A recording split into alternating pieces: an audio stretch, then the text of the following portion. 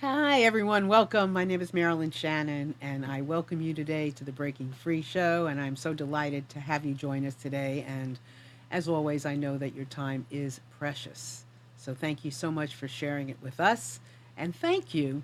And happy Thanksgiving, by the way. I hope you all had a wonderful holiday wherever you are, with whomever you spent it with.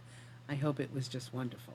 And so today we have a really another exciting show. I'm going to get into that in a second, but before we get started with our actual show, I want to say hi to Amnan. Hello, Marilyn.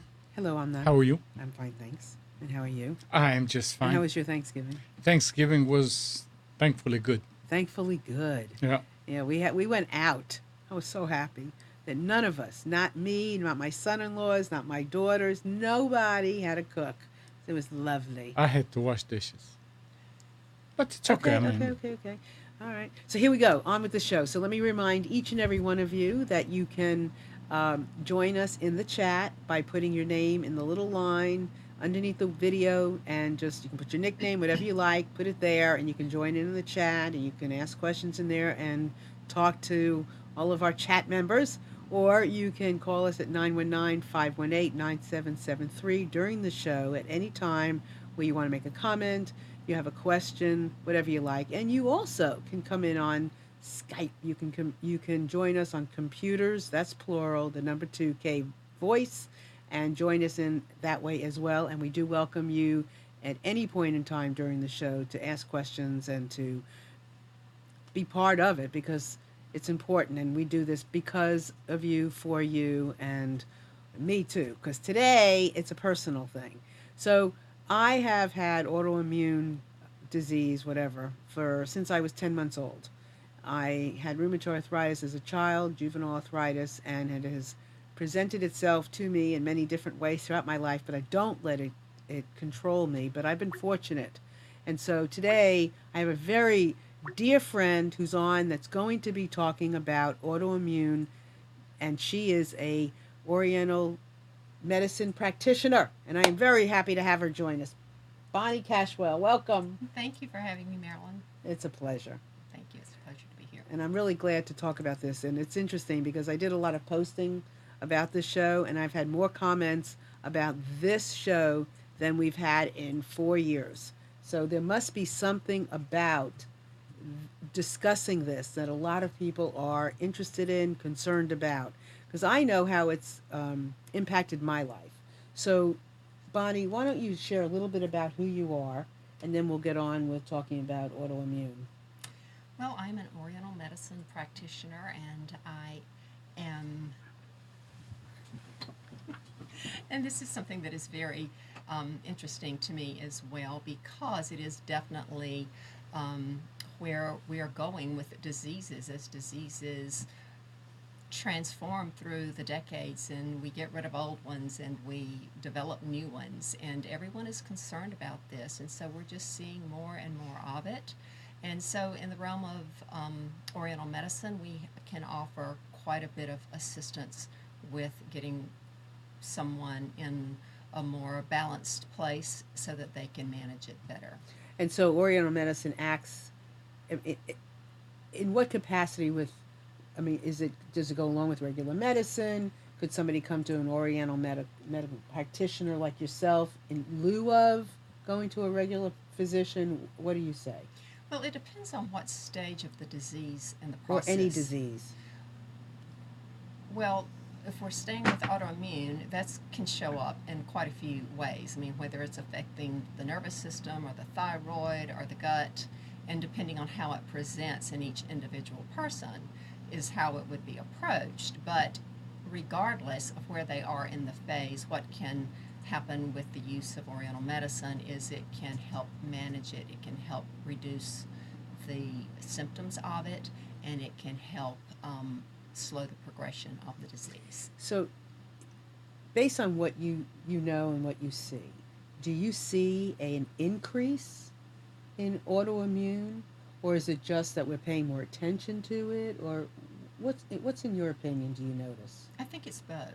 Okay. I think that we are paying more attention to it because we're seeing things that we're beginning to realize that um, the umbrella of it is broader than we ever realized before, that it is affecting more systems of the body. So, from that standpoint, we're getting the clue. So the autoimmune is the umbrella. Inflammation might be the umbrella. Oh, inflammation is the umbrella. And then autoimmune? Well, they kind of go in tandem because where you find autoimmunity, you're definitely going to find inflammation. You don't necessarily find autoimmunity where there's inflammation. Because as I said, I have had rheumatoid arthritis as a child. So when my mother noticed it, initially she was diapering me, and she went to bend my leg, and it wouldn't bend, and so she knew something was wrong, and so she, started that process. And then when I was 7 years old, I think, I was getting out of bed to go get ready for school, and I fell. I couldn't get up. So those are my memories of early on. I've had several, episodes of things after that, and I have arthritis, iritis, in my eyes, and um, work on keeping that inflammation down. But you're saying it's the inflammation, and then they kind of go together, but it's the inflammation. Well, it's the chronic inflammation. It's the chronic inflammation. Correct. And so, what happens when it becomes a chronic state, then different proteins in the body get released so that it's like you hear a lot of buzzwords in the integrative medicine field, like TH3, which is actually suppresses the autoimmune response, then TH17, which is the one that gets it started. And so you have to keep a fine balance between these two. And so, an example of how you would suppress your immune system could be exercise that gets the heart elevated, it brings you joy, and so it suppresses the immune system. But then you can overdo that same exercise program, and it will trigger the TH17, which is what starts the flare up of immunity.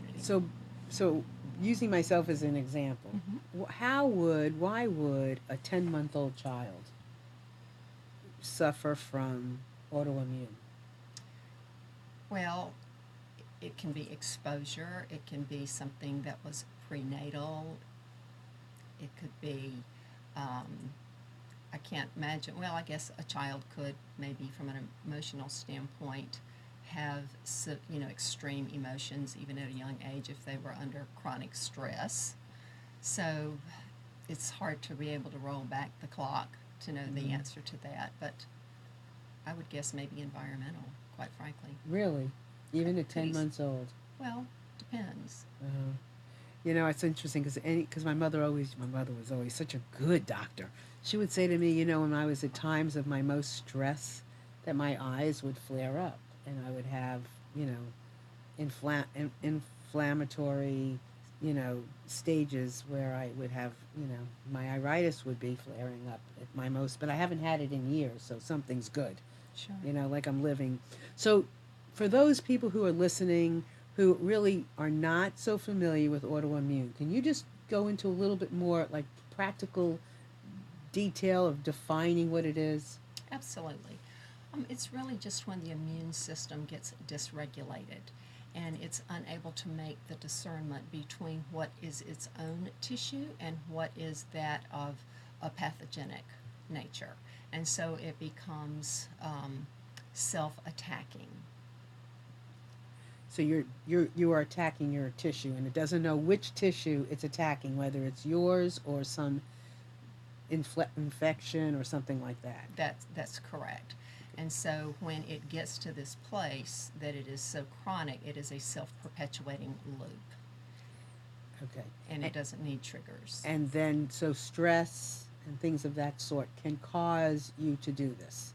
Absolutely. Attack yourself. Absolutely. So is there a spiritual component to this that Oriental medicine deals with? Well, from the emotional standpoint, which can segue into spiritual or even be inseparable, depending on one's perspective of that. But yes, because you want the body to be in. Um, I mean, if you are in a place where you're always unhappy, that creates an internal environment that is going to create inflammation. So you want the natural opioids produced, and because they also help suppress the autoimmune expression. So that's done through joy and things that calm you and things that make you happy. Ah, well, doesn't that make sense? But so anyway, let me just remind everybody out there to please feel free to call in again, 919-518-9773. You can call in with your comments. If you have a personal story that you'd like to share, anything, we'd love to have you. You can, partake in the chat as well as contacting us on Skype at computers, that's plural, the number 2K voice.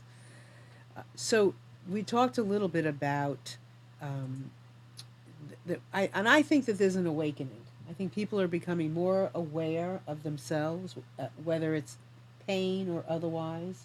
And I think that that has something to do with why we're noticing these things more, but also there's something going on that Yes. is causing, or not maybe causing, but is contributing to this, rise in autoimmune. And what are those things? Well, we can look at our environment. We're getting bombarded. Our systems are getting bombarded from every direction, from whether it's chemicals, the products that we use, the pollutants floating around in the air. Um, we're also very stressed, and then we can bring in the free radical component as well. These are all huge contributing factors to the environment that is produced in our bodies to contribute to the inflammation. Right, and food. And food, yes. That's a big deal, isn't it? Food Huge. is that's huge. It's enormous. It's enormous. And explain why you say that. Well, because several things. Our food does not necessarily have the nutritional value to it of decades gone by for various reasons. And so we're not getting the nutrients that help keep our bodies in sync with the systems, in sync with each other, or in balance. Then we're also being bombarded environmentally, so it ends up with system overload, which our systems aren't getting what it needs to function normally on a day-to-day basis, and then it's being expected to perform above and beyond what it is capable of because it's not getting the assistance of what it needs to be just to function normally. So And it runs in a deficit. And so if we were eating better, or better nutrients, and the environment was better, or whatever, we were not using as many chemicals, so our body wouldn't have to work so hard and it wouldn't be fighting itself. When you talked earlier about, how our bodies are fighting itself, right?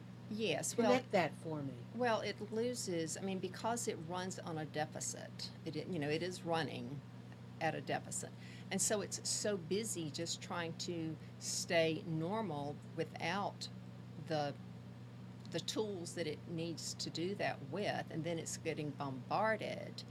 Then that is it loses its discernment ability. Ah, gotcha. Oh, that's a big deal, right? It is. So it gets really confused. It does. It's getting really confused. And then everything, it just sees everything as a pathogenic organism. Oh, that's a big deal. It is. And that could happen to. So, do I have a predisposition to having autoimmune? Do many of us have that, or is it really in some of us, and we've just made it worse? I think there is the combination of both. I don't know that there is a predisposition for autoimmunity unless you just are unhealthy Okay, start off as being congenitally, correct. Okay. But anyone that does not take extra effort to make their lifestyle healthy could put themselves at risk. Okay. So we have a question, which is a very good question. Now, obviously, you can tell Bonnie knows a lot about these things, but we have a question in the chat that Chris wants to know what Bonnie's path was to being a practitioner of Oriental medicine. So why don't we go back a little bit and add that, and then we'll carry on with the show. Thank you for the question, Chris. Well, I actually started out in holistic medicine in '96, and I became a polarity therapist and a massage therapist.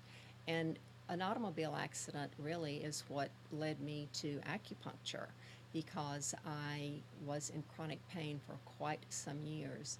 So, through becoming a massage therapist and getting exposure to all the many different modalities that integrative medicine has to offer, that was how I discovered acupuncture and realized that it could get me out of chronic pain, and it did. There's your answer. Good one. I have to say, Bonnie's a friend as well, and I've been having some issues with an arm, and she's been giving me advice about that too. And she actually has been giving me better advice than I've heard, more helpful advice, advice that makes better sense than I've heard from anyone really.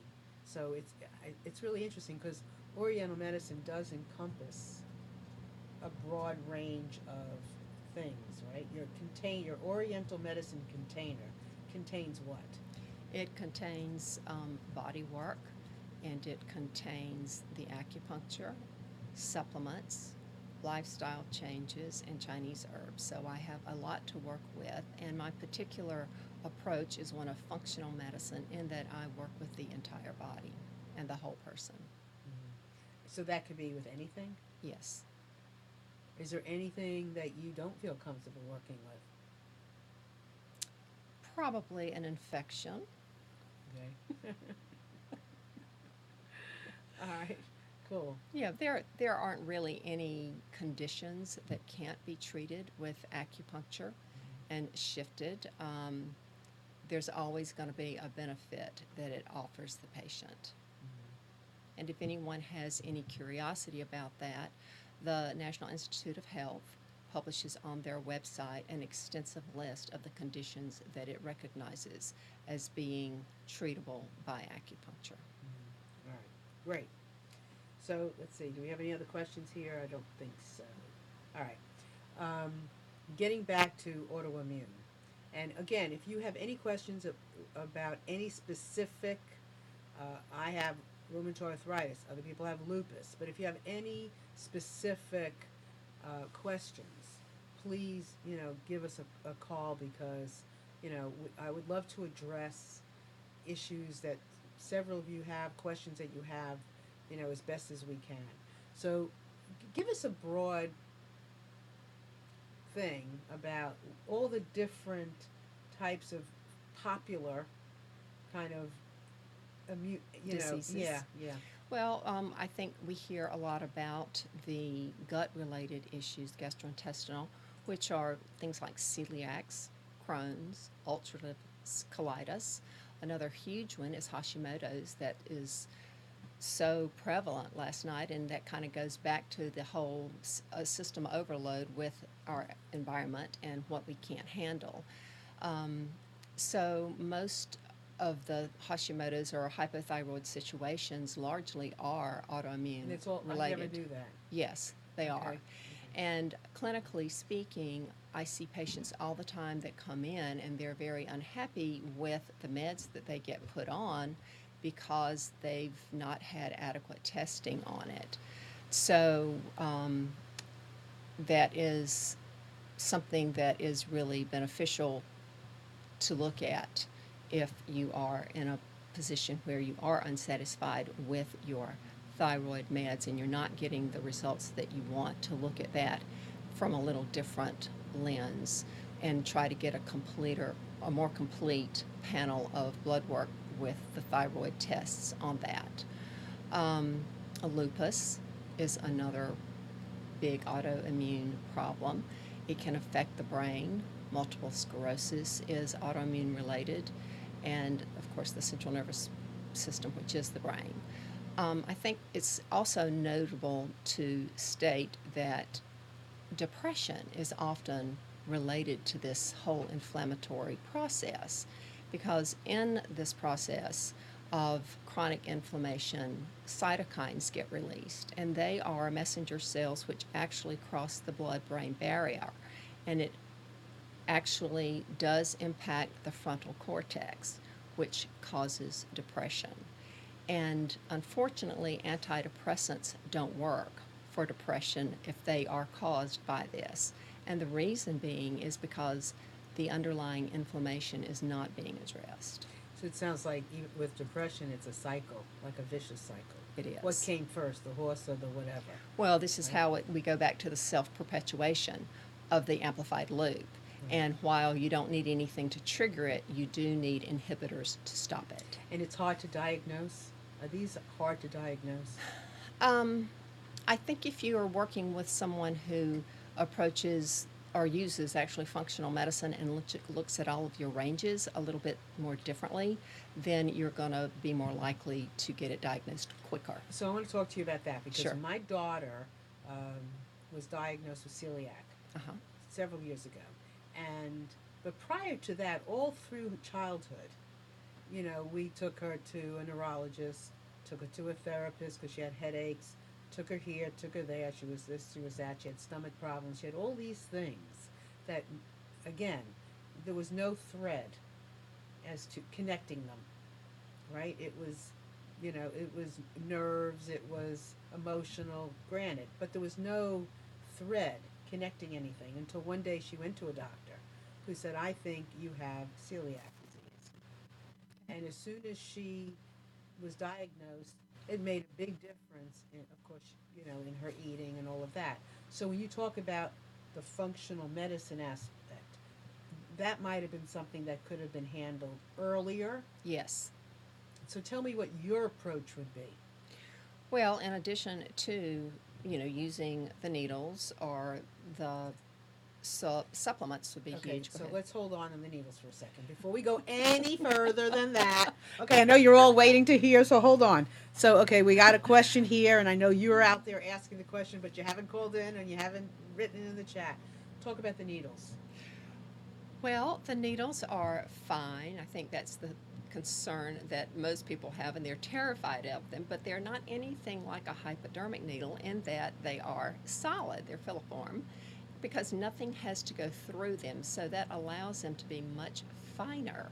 And typically, when you feel them, you just feel that very superficial insertion, because that's where the nerve endings are, is right at the surface of the skin. But then when they go beyond that, you may not feel them. And I mean, I had acupuncture years ago, and you don't really, what you really don't feel anything. you really don't. You just you might feel like no different if you see my hand, no different than just a little touch on your skin. True. That I mean, I could touch all the way, and some of it's going to tickle or whatever, but you really don't feel anything coming in or going out, and it's very kind of peaceful, right? It is a very peaceful process. It's like taking a trip and not leaving the table. Ooh, sign me up. Who else wants to be signed up, right? Yes, absolutely. um, so let's get back to then describing the process. Okay. All right.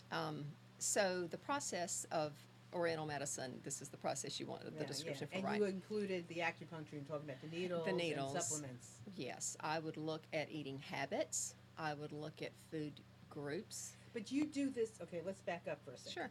So you do this. A person comes in. They don't telling you they have celiac. They Correct. don't know what they have. Right. But this is part of your regime. It is. To go through these steps. Yes. And to ask lots and lots of questions. Yes. Right. It is. Go ahead. It's because it is through the question asking that I'm able to troubleshoot and see red flags, because most of the time it will be revealed. Sometimes it takes several, question and answering sessions to figure things out, but you do. Paying attention is one of the things that I always get patients to do, because it becomes a teamwork situation. So we talk about lifestyle, we talk about food categories, we talk about what times of day you're taking your meds, and we talk about what supplements. And so there are all sorts of things I do to help people tweak what it is they're doing that's not working for them, so that it can bring them more into a peaceful, harmonious place of living. And so from that information, Yeah. you would then come up with some kind of, do you call it a diagnosis? Yes. Okay, But it would be a Chinese medicine diagnosis. diagnosis. And would you come up with celiac disease? Would you come up with some thyroid thing? Would I you come could up with, suspect it, but that if they had not already been to a Western doc to get that technical diagnosis, I may refer them out. And even if they did have a celiac diagnosis, then I would still treat them from the way that Oriental medicine looks at patterns because we have different labels for a celiac disease, although we as practitioners are very familiar with celiac symptoms. so, and do you, in Oriental medicine, do you identify what you're diagnosing with a specific word like celiac, or do you call it something different? No, it would be something entirely Like different. what? Well, again, depending on because each, we could have four different people that have celiac diagnosis from a Western doc, and then I might see it different from a Chinese perspective. So it could be spleen and kidney dysfunction of some So sort. not every celiac is just plain ordinary celiac. That is correct, not from our perspective. So is it usually something different from your perspective? I mean, is it always something different? Is celiac the umbrella, but yet you would see other something else and call it that other thing? Correct. Fascinating. Well, that's what allows us to shift things differently when other modalities don't work, is because we do have a very different perspective and a broader one. It's broader, but it's also narrower. It is. Well, it gets down to the nuances, is what it does. And it very much tailors it. So there's not just one rheumatoid arthritis. Correct. So what else could rheumatoid arthritis, in your experience and all that you've read, let's say juvenile arthritis, what else is there? You want the Chinese labels? I want you, yeah, yes, absolutely. I've had the other, now I want yours. Well, it could be an issue of phlegm. That's one of our huge Phlegm. phlegm. It could be an issue, yeah, which has a little different definition than what we think of it in our culture. It could be a chi and blood stagnation, which causes the pain, and yeah, so And are these curable, or are these still chronic? that's an open-ended question. There are lots of anti-inflammatories out there in the natural world, and there are herbs that it depends on how far the degeneration has gone. It depends on whether or not it is reversible. It depends on how much the patient is willing to invest in terms of their effort and how they want to approach it, whether it's from diet or whether it is from supplementation or herbs. So there are a lot of factors. I mean, that's not a straightforward, clear-cut answer to that. I'm finding this so interesting, and I guess, one of the things I always say about even coaching when I'm coaching a client is I sit in my coaching chair, whether I'm facing a client or I'm on the phone or Skype, whatever it is, and I sit there ethically because I've had a life. I don't sit there in judgment of anything because I've walked in a lot of shoes.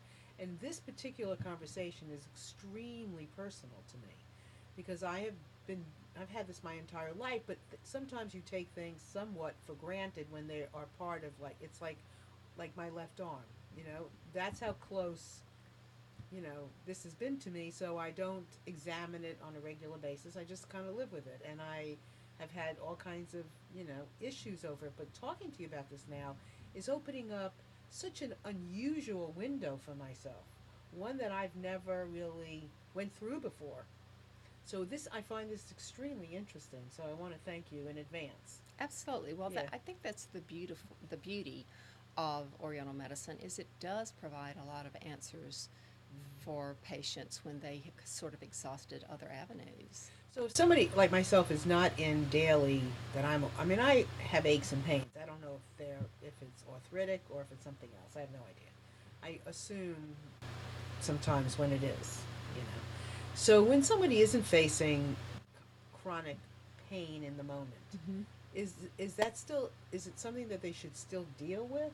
Or do you kind of like forget about it till you're in pain? I think it should be dealt with Why? because, well, pain causes stress, and we've already talked about how chronic inflammation can lead to depression. And then it starts affecting your lifestyle and the activities that you can or want to be involved in. Mm-hmm. And any of us that have been in chronic stress, especially that which is more debilitating, we understand that. Even if it is a mild form of depression, it inhibits you. So here's another question about the herb. So, which I want to. I mean, I can talk a lot about a lot of this. Not I ask questions about a lot because I know very little. But we're being asked. So when it comes to herbs and supplements, do you sell them or do you tell somebody where to go for them? I sell them. You sell them. I am certified. Okay, so you carry a line of supplements as well. That or I order them. Some Okay. of both. Some of both. Yes. Okay. So now how does so you ask a battery of questions. Yes. You find the time of day things are occurring, just patterns and things like that, right? Yes. Talk about patterns. Oh, you want me to talk Yeah, about yeah, patterns? yeah. Mention about patterns. Well, it's about how we conduct our lives, and we don't think about a lot of the things that we do having a pattern and how those patterns create our reality. So it is through my questioning that I figure out what those patterns are. While I can ask you what it is you do, it doesn't tell me what your habits or your patterns are, and that's really where a lot of the answers will lie. But so when you find out somebody's, let's say myself, when you found out my pattern, how would that lead you to understanding that I have autoimmune something or another? Well, you could let's just be very simplistic and go back to the exercise thing. You could say I am exercising 5 times a week, which is great, right? Because every time you're getting your heart rate up, and you're getting invigorated and you feel very satisfied. However, you push it to the limit, and beyond, so that you go beyond that satisfied feeling and that you are exhausted. And so this is a pattern that is not beneficial to you, because that is in fact triggering an autoimmune response due to the inflammation. It's going back to those protein complexes that get triggered as a result of stress on the body. So what would be the so once so let's say I did work out 5 times a week and I'm really tired. Pa, what would you identify in the reaction that would lead you that would be one of the things that would lead you to diagnosing me with autoimmune? What would be something specific that somebody might notice? Is there something specific?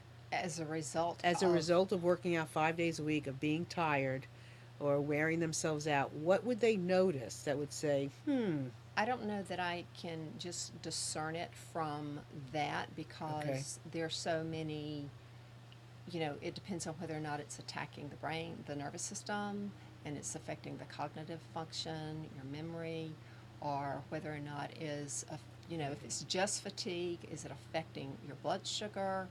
That could be an issue that so is if it, okay, unrelated to. I got it. So if it's affecting something, Yes. then that something would lead you to an autoimmune possibility. Well, you would have to look at all of Okay, it. okay, Okay, because okay, like if makes someone. sense. Okay. Yes. And if it doesn't make sense to you, then you need to call us. Yes, Or if- call us. Yeah, or if you have another question, because this is very interesting. I mean, we're taking, I'm taking something that I have put, you know, just summed up into one lump sum and breaking it down. So if you have a question, 919-518-9773. You can call in from a landline, cell phone, whatever, or Skype with us at Computers 2K Voice, or come in on the chat. There's all kinds of stuff going on in there. Okay, so what else have we not spoken about at this point that as a practitioner you feel is important to bring up about the approach that Oriental medicine takes, or like treating somebody who came in, the supplements you mentioned, but what else would you want to put, add to this discussion? I think that if you are in an autoimmune situation, I think it's also a great opportunity to just re examine your life by and large. I mean, once you get the health care down and you've sort of figured out what is going to be the best fit for you, even if you're on pharmaceutical meds, then you might do an adjunct that is in the integrative medicine because that's going to fill in a lot of blanks for you. But then it's also another opportunity to just reassess your life in general and see the things that are working against you that are causing the biggest stressors and to eliminate those and fill them with activities and people that bring you joy. That's huge. Mm-hmm. And that will affect your attitude, which will in turn affect your physicality.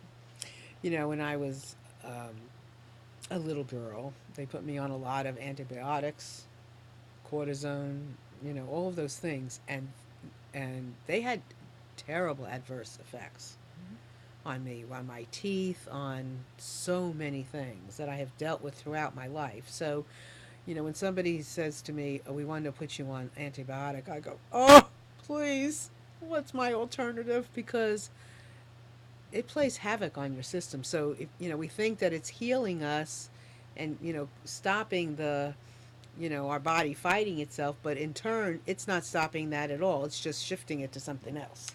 Well, I mean, we have to have antibiotics for some conditions. They're undeniable. But what they do is they wreak havoc on the gut. And so that is what goes unaddressed. And sometimes, and probably more often than not, people don't address their gut flora and trying to replace it once they have been on antibiotics for a Well, while. ulcers, many of them. Yeah. So I know. So we have a caller. Hello. Hello? Hi there. Hey, it's Patty. Hey, Pat. Ah, Patty. How are you? I'm doing well. How are you? I'm great. I'm great. Nice to hear from you. Thank you. I have a question. It's actually for a friend of mine. He's got a bad back if he plays golf, and he's got an issue with his shoulder. He's been to a chiropractor 3 or 4 times, and it feels good right after after he goes, but then it comes back, and it might have a shooting pain through it when he moves, or he might just be sitting still and have pain shoot through his shoulder at the joint. So I was wondering what I could recommend to him. If you think acupuncture, massage therapy, what would be beneficial for him? Because I don't know that continuing to go to the chiropractor hasn't improved the situation. Well, my question is, does he allow adequate time for healing after he has gone and gotten the adjustment? Hello? Did you hear my question? Patty. Mm, I don't know. Hello? Yeah. Did you hear Bonnie's question back to you? She's I not don't know hearing if us. she's hearing it. Hello? Okay. Can you hear us now? No. I don't know if she can hear. Right? She can't. She says no, she hears. Oh, she does hear. Okay. So. No, Oh, she says Oh, there she left. answers. Okay. So hope. Why don't you? Oh, what a Oh, second. is that her back? Patty, is that you? Oh, I don't know if you can hear us. Patty, can you tell me how Hello? long he Yeah. is allowing for healing after he has gotten the adjustment? Mm. She's not hearing me. She's not hearing us. She's not. Hello? Can you hear me? Can hear you, but can you hear us? No. Interesting. Yeah. I can hear you through the computer, but not through my phone. Okay. And that's funny. All right, but did you hear Bonnie's answer to you? Her question back? Yes, I heard that. Okay. I think he's using hot and cold therapy, um, But And is he and allowing that sometimes helps, sometimes doesn't. but is he allowing himself some downtime after he gets the adjustment to allow the tissue to heal before he plays again. Does that make sense? He does not. Sometimes he does, but he'll go out and play within days. Okay, so then it's going to just become a situation where he has to manage the pain because he's probably throwing the adjustment back out again. He could try a combination of acupuncture. I mean, I would recommend that he try all of them to see which one he thinks he gets the most relief out of, but he needs to give himself time to heal in between. That's a very interesting. Okay. You I will know, pass that along to him. Okay. yeah, Patty, that's a very interesting answer, and it's probably a really good answer for a lot of things that we rush through the process and we don't give our body a chance to work the process or allow the modalities that we're using to help us heal. We rush through them and we don't give our body a chance to rejuvenate. Correct. And integrate the changes that we've. Right, because there's messages and we're Yes. not giving our bodies a chance to hear the message. Right. So it becomes how he wants to experience. This is the pattern thing we were talking about earlier. It depends on what experience he wants. Does he want to always experience chronic pain, or would he like to give it an opportunity to truly heal? And to do that, he would need to continue with whatever therapies that are working, but then refrain from playing for a while. Okay. Does that make sense? Definitely. It does to me. I have to convince him not to continue to go out and play when he's going to hurt Well, himself again. yeah, I mean, and that's the thing. That's part of, when you have issues, when you have certain issues, are you eating the wrong food? Are you going to play? I mean, I have an issue with my arm too. And I'm like not going to do yoga and I'm not swimming because I know that it's bothering me and I want to heal. So, that's a personal thing, I guess, but it's all part of we are partners in the healing of ourselves. Yes. Yeah, I looked up online, just pulled up 10 remedies, like holistic remedies for shoulder pain. And I don't remember them all, but one was grape juice with pectin, one was magnesium, one was more exercise. Um, are there anything like that you would advise that he can do himself other than, not continue to play?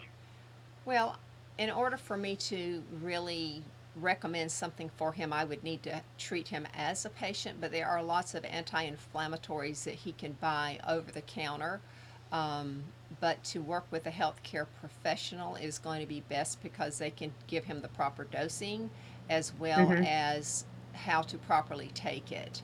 And those aspects are important. Okay. Good questions. Good questions, Patty. Well, thank you. Yeah. Thank you. I appreciate your help. You're Thanks for welcome. calling. Thank you for calling in. Yeah. All right. Bye I now. enjoy Yeah. it. Yeah, Learning a good. lot. Thank you. Thanks for being here. Mhm. Thanks. All right. Anybody else want to call in? Please feel free to do that.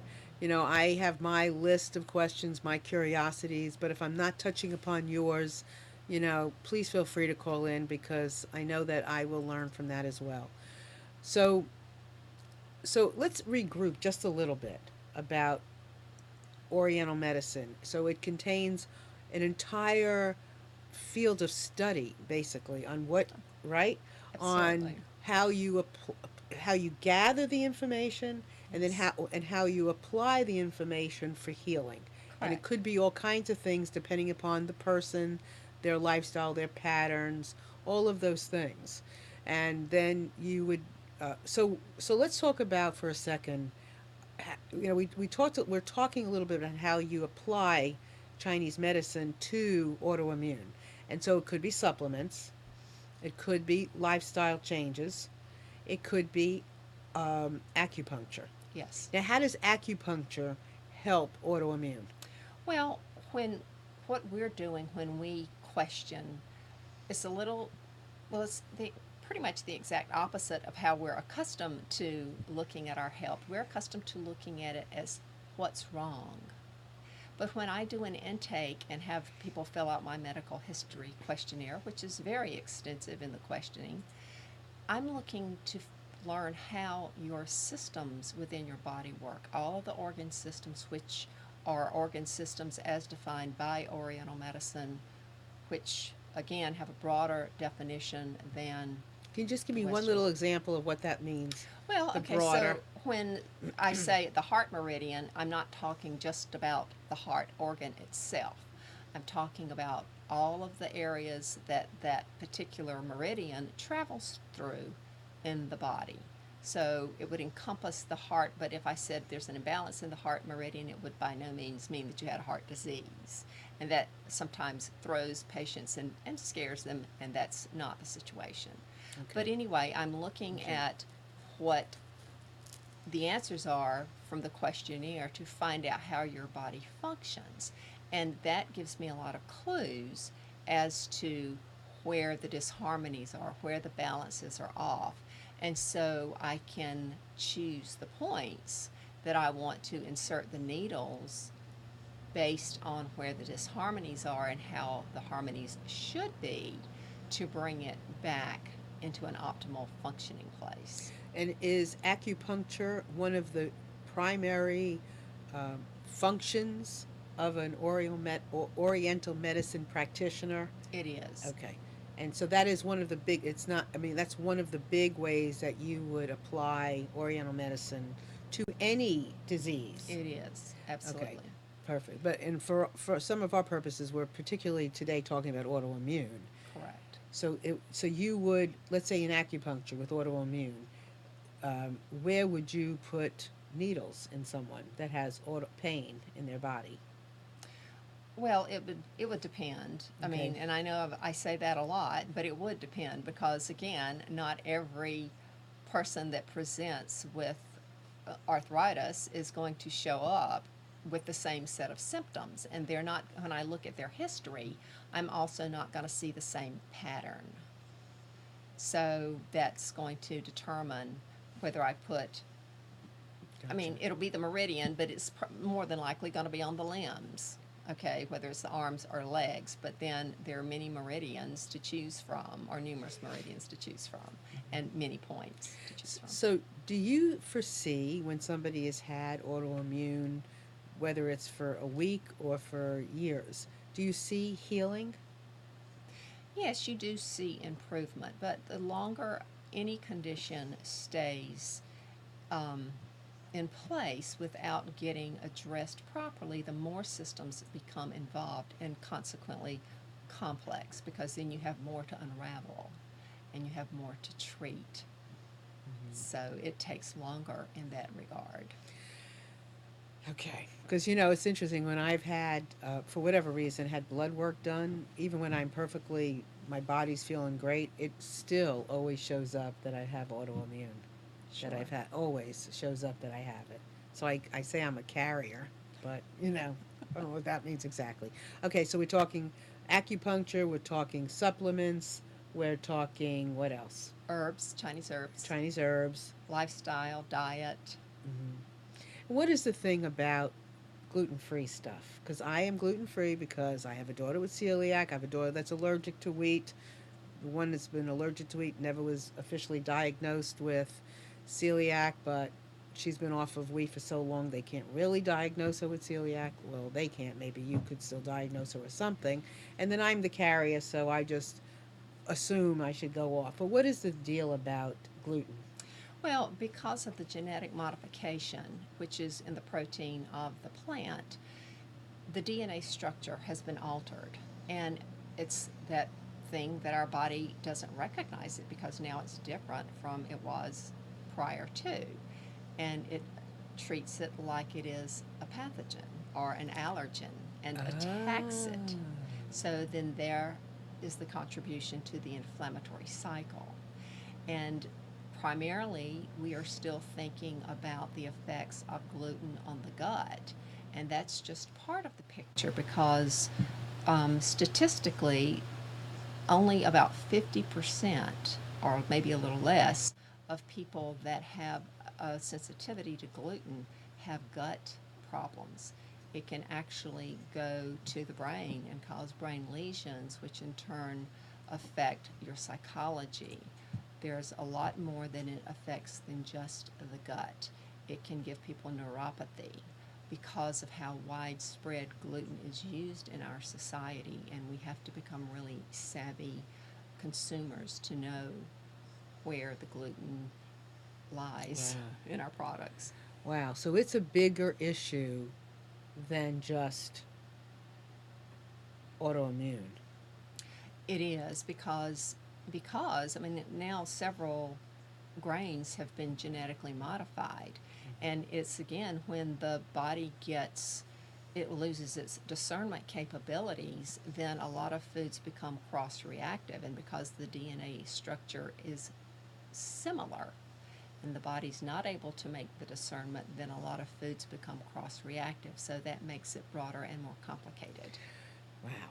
Okay, there's so much to talk about here. It's endless, really, It isn't it? is. It really is. But my game plan, so to speak, was to cover as much of this surface and to go as deep as we could, in the time that we have with Bonnie. And hopefully one day she'll come back and we'll talk more about some things. So just give us some kind of prescription for health. You mentioned eating healthy. Are you talking organic, natural? What are you talking about? Organic would be the preference. There are lists out there that tell you the most important foods to make sure that you eat those organically. Not all of, not, it's not important that all of them are, but there are some that it's very key to do that because organically grown foods have higher nutritional value than those that have been have been chemically grown. So right there, you want to make sure you have the nutrition that your body needs to function. Giving that's part of the tools. It's part of the tools. Yeah. So preventative maintenance is always going to be your best line. The other thing is that don't wait until something gets so full blown before you get it addressed. Do that early on because it will be a shorter healing process and of course less costly.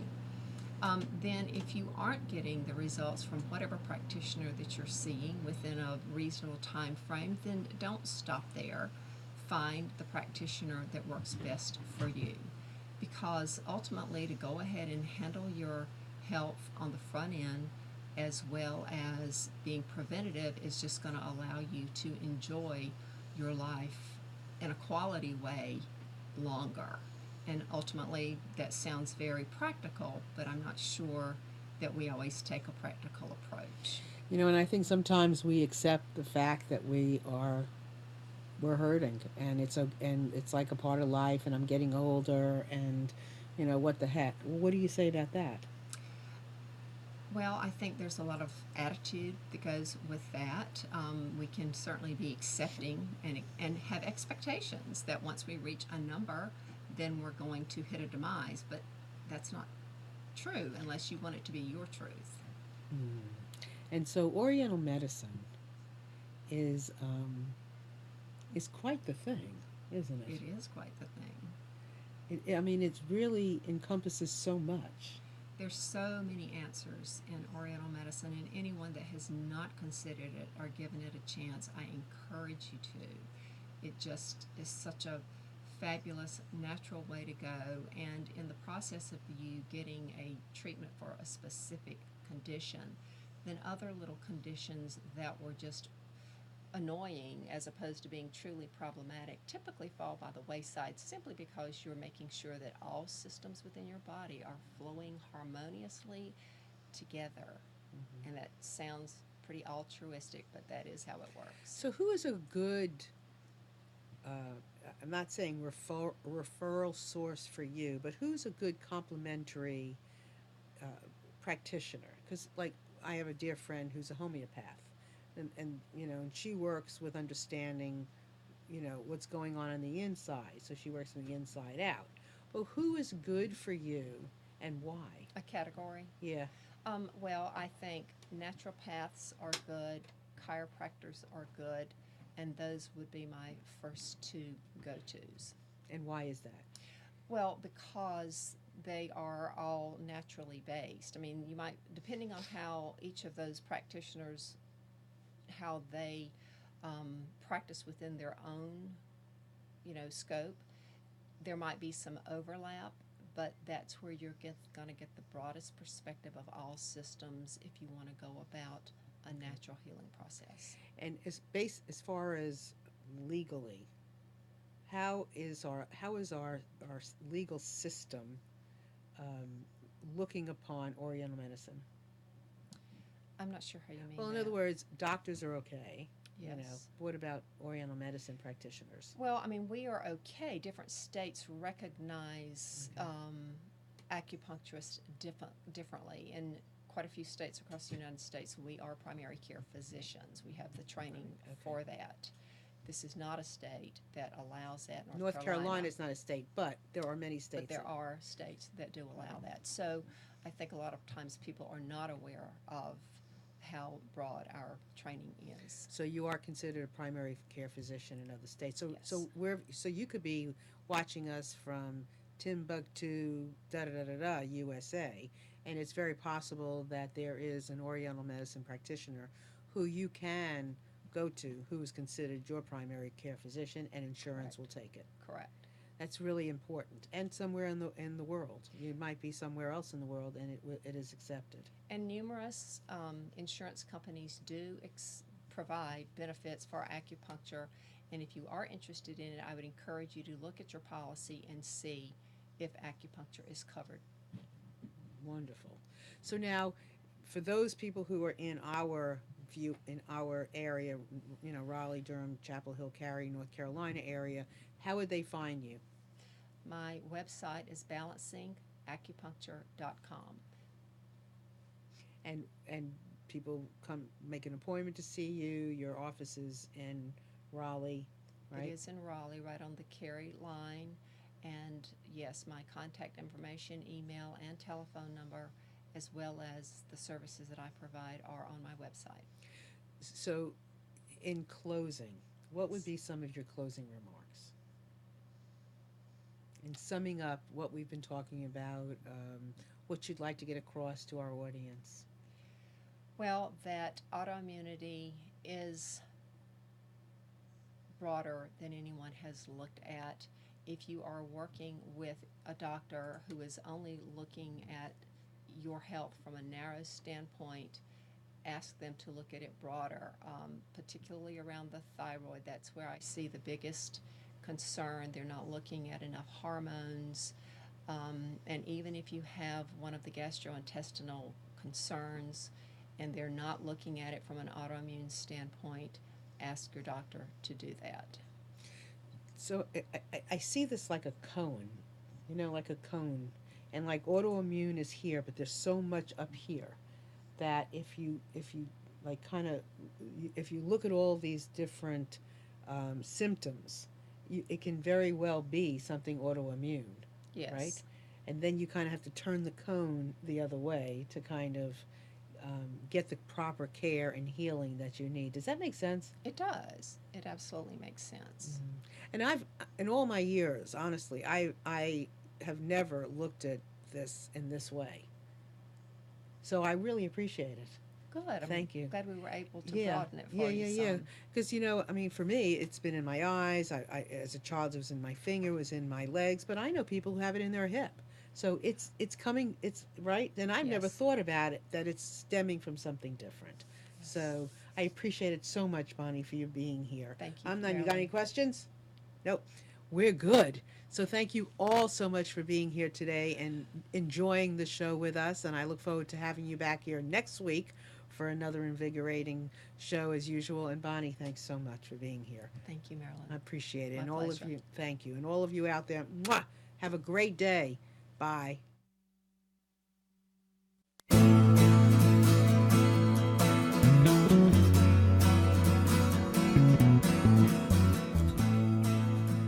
You are tuned to the Nissan Communications Network. Our weekly lineup of call-in programs includes Computers 2K Now with Amnon Nissan, Health In with Debbie Bruck, Breaking Free with Marilyn Shannon, Lessons of Vietnam with NCVVI members, The Tanya Love Show, Your Healthy Pet with Gisela DiCarlo. And if you tuned in too late, you can always watch each program in its entirety or download an MP3 audio file of it at www.nissancommunications.com. Sponsored by Atomus.com, makers of quality video recorders and converters for professionals, CarolinaApparel.com, and DeltaForce.net.